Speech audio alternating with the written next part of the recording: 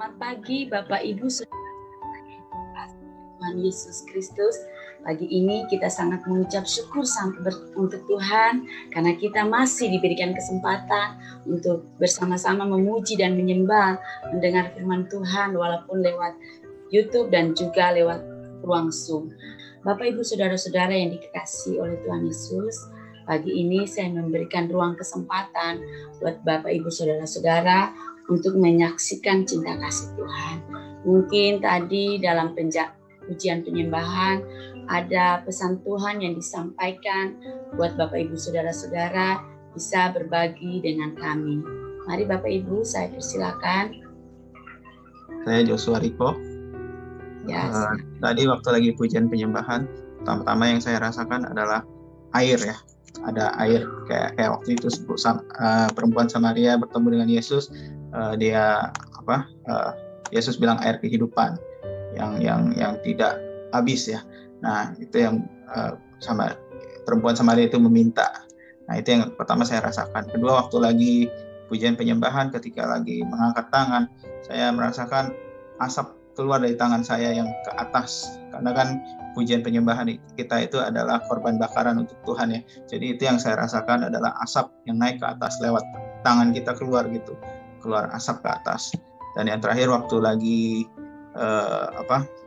saya seperti melihat Yesus memeluk kita gitu, memeluk orang.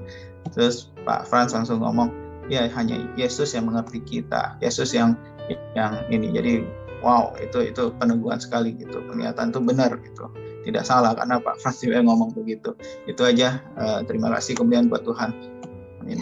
Terima kasih Pak Riko. Mungkin ada lagi Bapak Ibu Saudara-saudara. Saya persilakan. Ya, shalom. Ya, pada waktu pujian penyembahan tadi, saya tuh melihat itu banyak sekali malaikat gitu ya.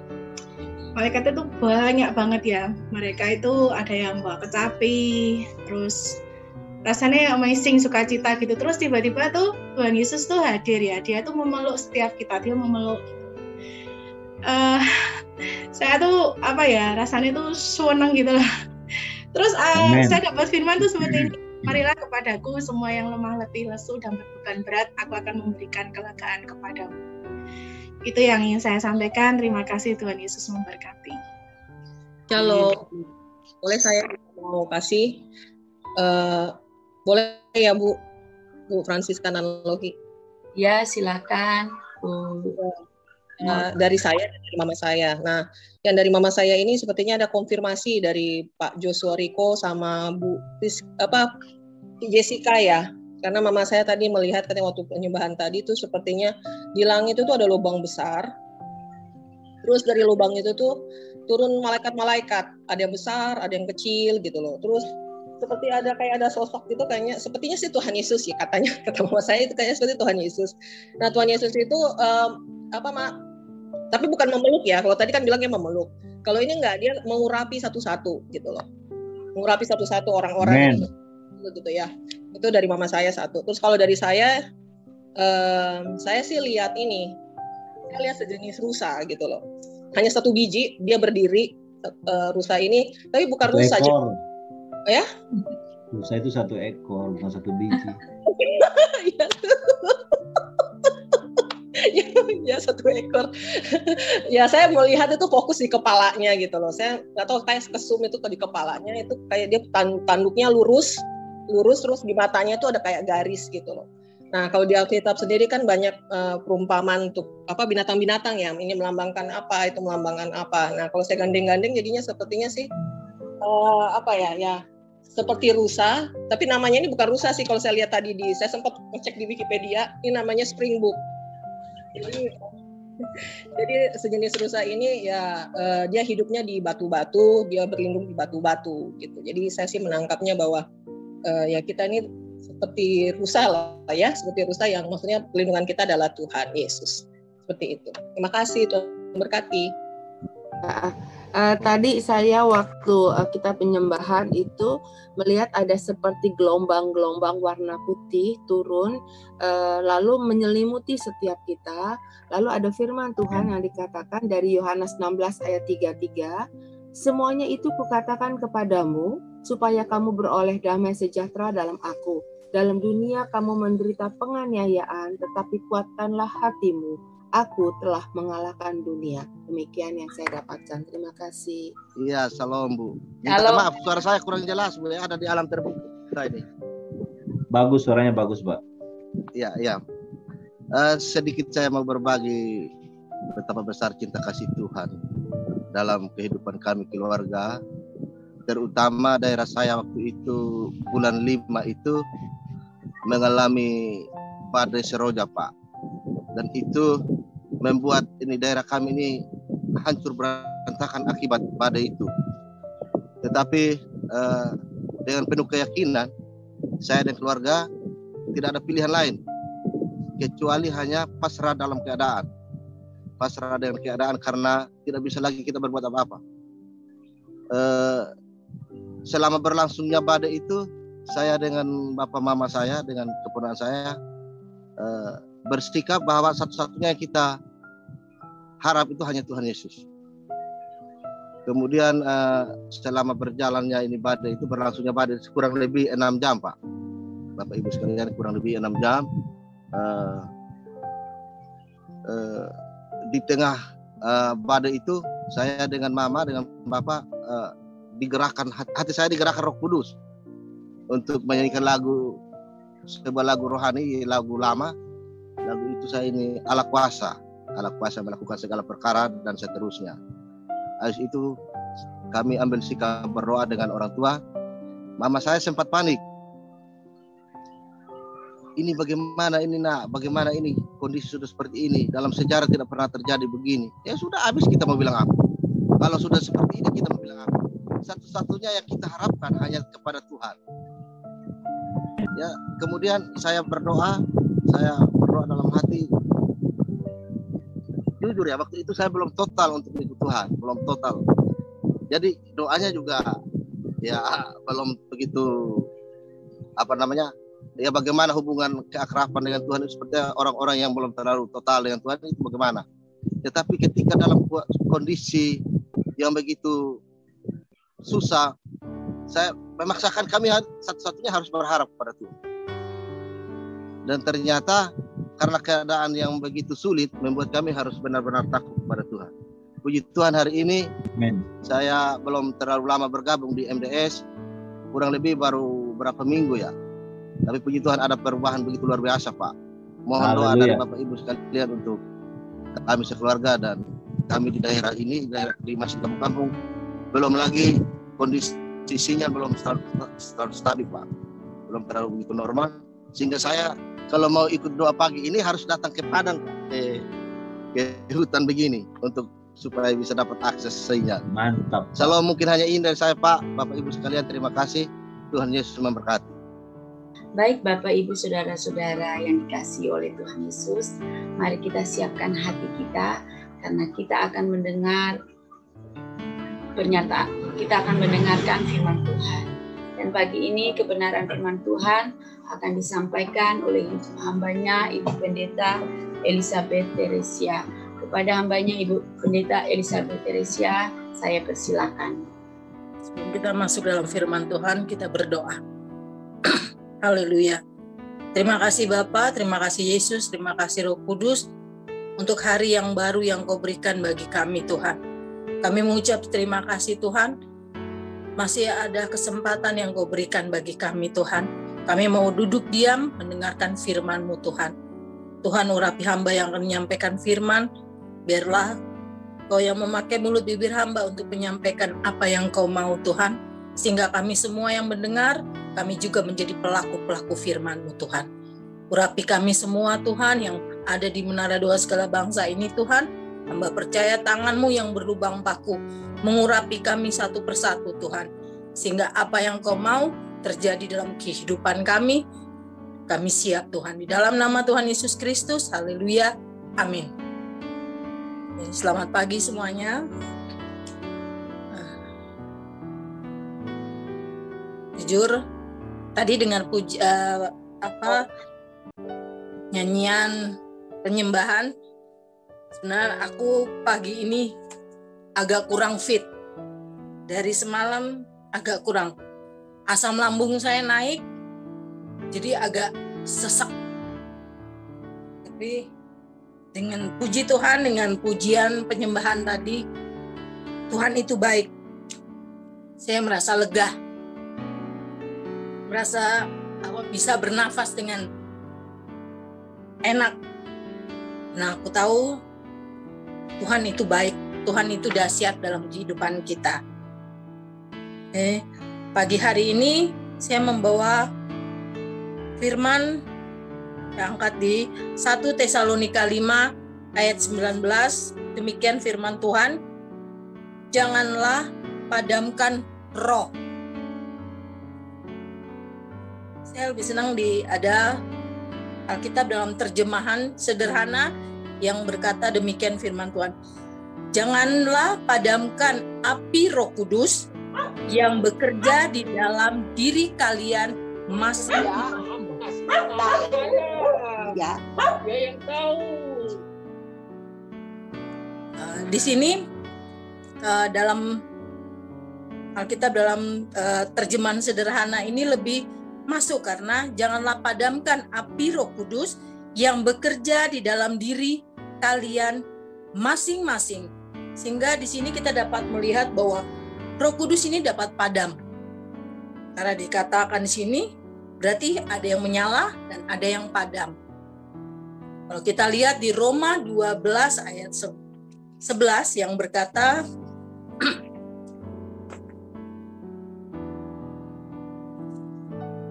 Roma 12 ayat 11 berkata demikian, janganlah hendaknya kerajinanmu kendor, biarlah rohmu menyala-nyala dan layanilah Tuhan. Berarti kalau dengan roh yang kendor, otomatis padamlah roh yang ada di dalam diri kita. Tapi kalau roh kita menyala-nyala di dalam Tuhan, kita akan melayani Tuhan dengan sukacita dan damai sejahtera. Dari tadi kesaksian demi kesaksian yang sungguh luar biasa, bahwa saat kita memuji dan menyembah, ada lawatan Tuhan terjadi bagi kita. Karena kita tahu akhir-akhir ini yang sedang berkembang atau sedang lagi terjadi di bangsa kita, yaitu ada dua dosa yang terjadi, yaitu dosa media sosial dan dosa hawa nafsu. Dosa media sosial, kita tahu media sosial itu luar biasa. Kita yang jauh kita dapat dekat saat ini. Kita sama-sama bisa memuji dan menyembah Tuhan. Tetapi dengan media sosial, orang juga pakai untuk berita hoak, fitnah, dan juga lewat media sosial terjadilah banyak berita-berita kebenaran firman Tuhan pun digeserkan.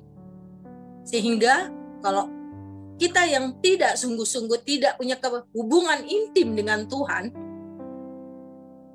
kita tidak akan mengerti apa yang Tuhan mau. Di sini kita butuh kepekaan, hidup intim dengan Tuhan. Dari tadi waktu kita pujian dan penyembahan, itu belajar kita intim dengan Tuhan.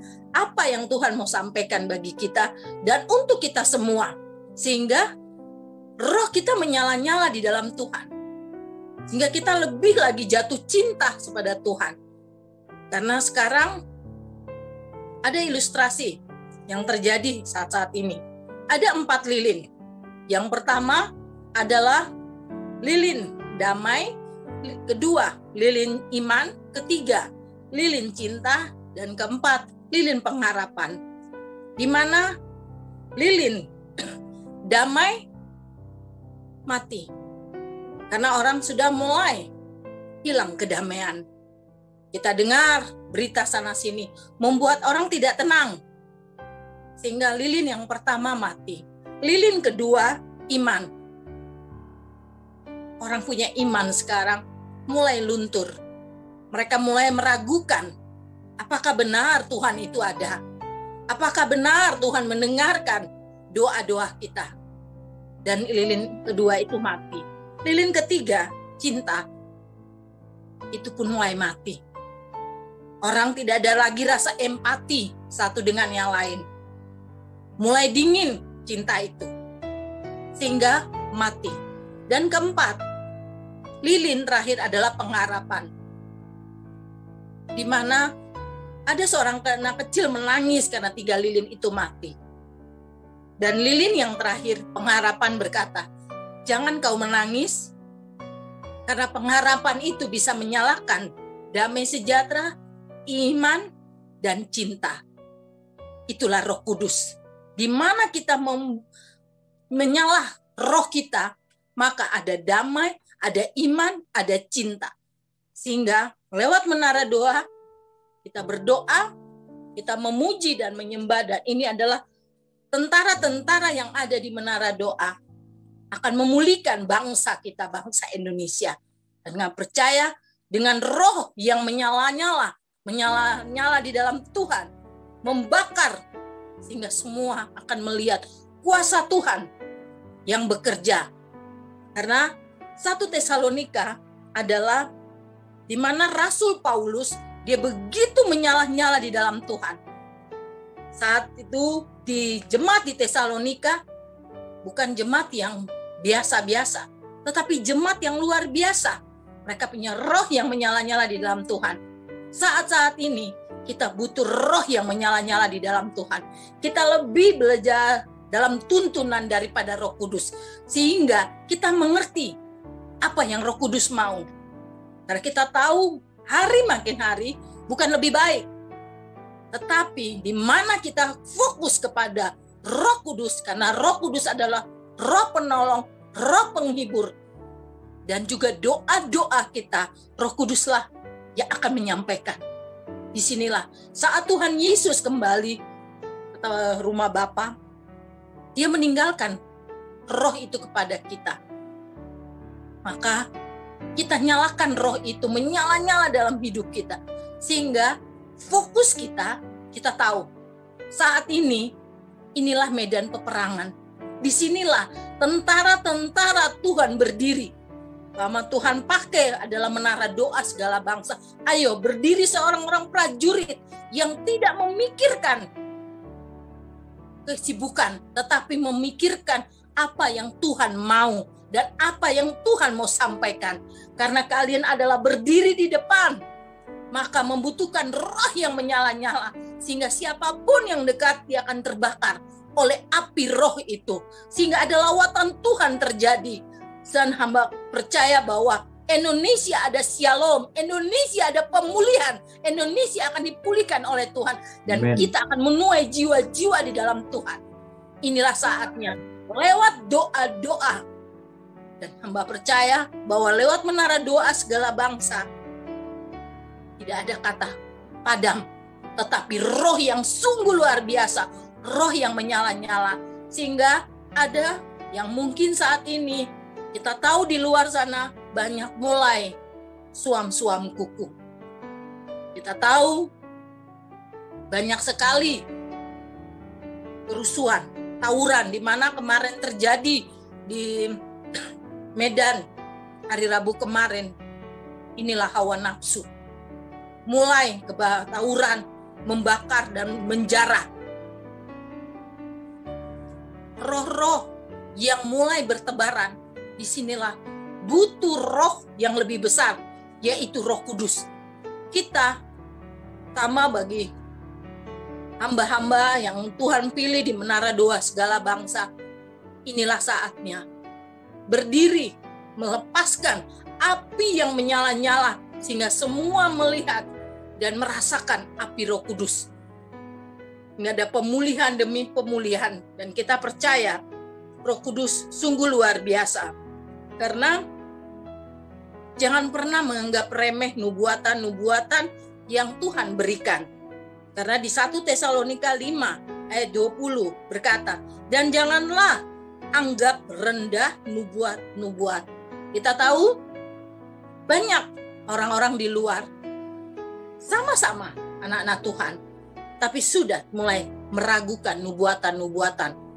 Mungkin seperti waktu kita menyembah, ada yang kita melihat Tuhan memberikan ini, merasakan, tapi banyak yang sudah tidak percaya. Dan mereka akan bilang, mana mungkin bisa melihat, Mana mungkin mereka merasakan seperti air yang mengalir, rasa air terjun? Nggak mungkin. Bagaimana Roh Kudus bisa bekerja kalau mereka sudah menentang nubuatan-nubuatan itu? Karena mereka tidak punya hubungan intim dengan Tuhan. Sehingga mereka padamkan roh itu. Dengan rasa keraguan. Mereka memadamkan roh sehingga mereka mendukakan Roh Kudus. Inilah saatnya kita berdiri untuk kebenaran akan firman Tuhan. Tuhan butuh bukan orang yang pintar berkata-kata. Tetapi Tuhan butuh orang yang siap hidup dalam aturan Kristus. Karena standar Tuhan adalah kekudusan. Menjadi seorang mempelai harus mempunyai pakaian yang bersih. Kalau mau pakaian yang bersih, maka kita butuh Roh Kudus untuk membantu kita mampu berjalan dalam keadaan apapun. Karena kita tahu dalam perumpamaan 5 gadis bijak dan 5 gadis bodoh, semua sama-sama punya minyak. Sama-sama. Tetapi ada perbedaan. Yang bijaksana tetap mengisi minyak itu di buli-bulinya. Kitalah isi buli-buli itu dengan pujian, penyembahan, doa, dan juga firman. Dan minta selalu Roh Kudus hidup dalam diri kita. Sehingga roh itu sungguh menyala-nyala. Sehingga kita bukan di dalam seperti gadis yang bodoh.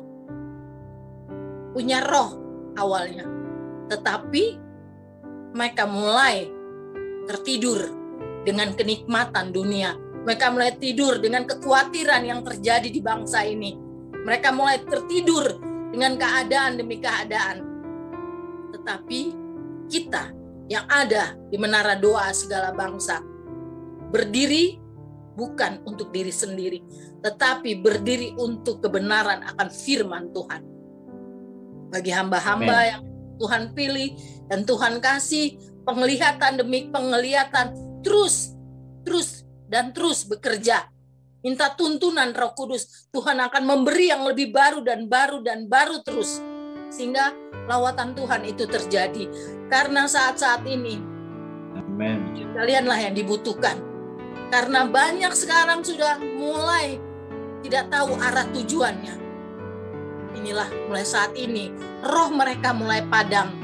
Karena tidak ada GPS. Kalau kita naik bawa kendaraan ada GPS, ada yang menuntun. Sekarang udah bagi mereka nggak ada. Saat-saat inilah kita tuntun. Roh Kuduslah itu yang menuntun kita ke arah tujuan yang benar. Sehingga yang mendapatkan penglihatan, yang mendapatkan lawatan Tuhan, ayo terus bagikan roh itu. Sehingga orang-orang di sekitarnya merasakan lawatan Tuhan, merasakan kembali cinta mula-mula kepada Kristus. Sehingga semua luar biasa karena Yesus satu-satunya yang mampu dan sanggup menuntun kita. Karena kita tahu Roh Kudus saat-saat ini kita butuh untuk jalan menuju sesuatu yang luar biasa.